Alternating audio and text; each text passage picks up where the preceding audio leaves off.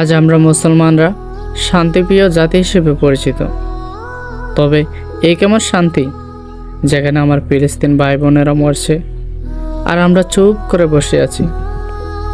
ফিলিস্তিনবাসীদের উপর বোমা বর্ষণ হচ্ছে, নির্যাতন করা হচ্ছে, ঘরবাড়ি ধ্বংস করে দেওয়া হচ্ছে, আর আমরা বলি আমরা শান্তি স্থাপনকারী। ওদের আর্তনাদ আকাশ ছুঁয়ে যাচ্ছে, তবুও আমরা নীরব থাকি। আমি আমার চোখের পানি থামাতে পারি না। নিজেকে প্রশ্ন করি, আমি কি এখনো মানুষ? এই অন্যায় চোখের সামনে দেখতে দেখতে আমি চুপ করে থাকি।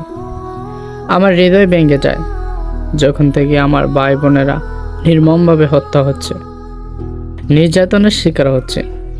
এটা শুধু কষ্ট নয়, এটা হৃদয় বিচারক। এটা শুধু অবিচার নয়, এটা মানবতার সাথে বিশ্বাসঘাতকতা।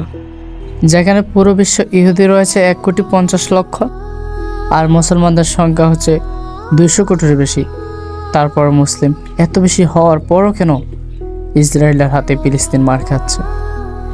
এর মূল কারণ সংখ্যা নয়, এর মূল কারণ শক্তি, ঐক্য, রাজনীতি আর কৌশল। আসলে মুসলিম দেশগুলোর মধ্যে ঐক্যের অভাব। মুসলমানদের সংখ্যা অনেক, কিন্তু তারা একত্র না। মুসলিম উম্মাহের দুর্বল নেতৃত্ব ও নৈতিক অবক্ষয় অনেক। মুসলিম দেশে ইসলামী নেতৃত্ব নেই বা দুর্বল নেতৃত্ব আছে, যারা কেবল নিজের ক্ষমতা নিয়ে ব্যস্ত।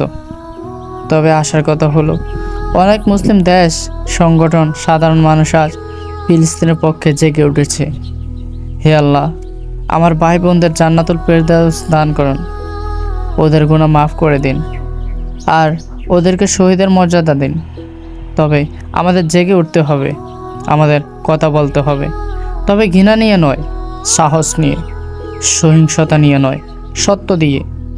গাজার জন্য, ফিলিস্তিনের জন্য, আমাদের উম্মাহের জন্য আর মানবতার জন্য।